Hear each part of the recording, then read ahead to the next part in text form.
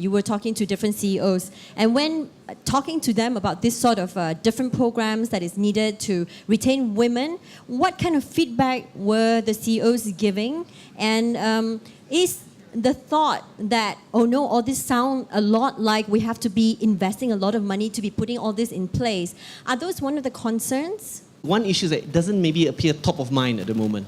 And I think part of it is established by, look, this is a major talent pool, and you need to respond to the changing demographics of the talent pool, because more and more women are coming out of universities. This is an important talent pool to retain a workforce, and also in terms of the studies that show that diversity is key for performance. This is a key part, and really establishing on a basis of a business case. I'm going to share an example of Citibank, and they had introduced in-house crash, and they were then saying, okay, it opens from 9 to 6.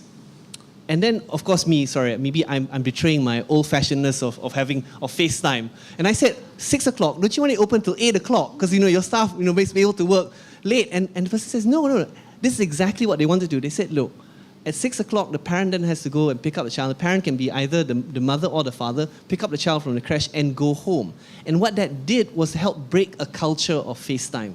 Because they felt that during a normal time of the year, there's no reason why the work should not be complete by 6. Then people start saying, it's okay to go back. And obviously it needs to be reinforced by the leadership as well. But it comes back to your earlier question also about, is it difficult to convince CEOs because of the investment required? Maybe putting aside the crash, when we start talking about issues like flexible working arrangements, actually it's neither complicated nor costly. Being able to sometimes work from home, we're now so technology enabled.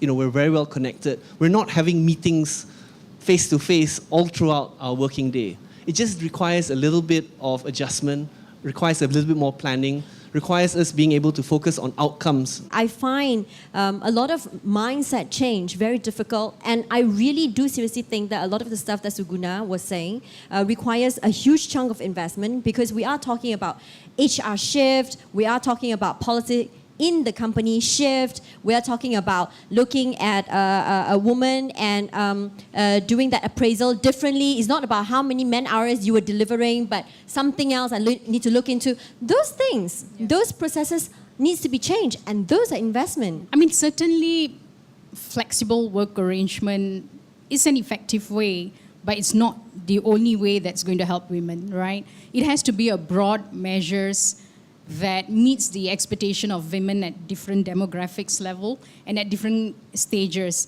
Let me take an example of the flexible work option that I spoke about. Yeah. You know how much was my increase in cost when I did that?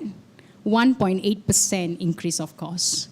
So basically what we did was whatever benefit that you give to the employee, you take it up and you do an analysis of what that's meaningful for the employee and how you can bundle it. That at the end of the day, if I don't choose this, I can choose that, right? And when we did a cost analysis, it was just 1.8%. But the fact is, I was able to excite the workforce in the organization, and we are now monitoring the engagement and the retention rate as well. 1.8% increase is manageable. Actually, I agree with Johan. There's no cost at all. It's just a change of practice or an opportunity of a practice. It's more of a mindset. And let's talk a little bit about costs. Now, I spoke about we have education program on diseases affecting women, right?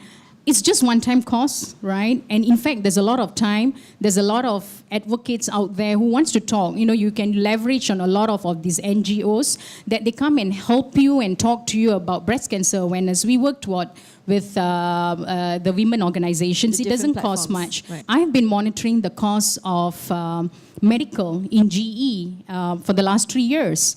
The beauty is the cost of medical has gone down. And the fact is, when I renewed my insurance this year, I got a discount, right? Because they said, you know what, GE, your medical cost has been going down year on year. And when I really look at it, can I make a correlation? I don't know. And the investment, well, one can invest as much as they want. But the fact is, if it's not meaningful, it's not going to work anyway.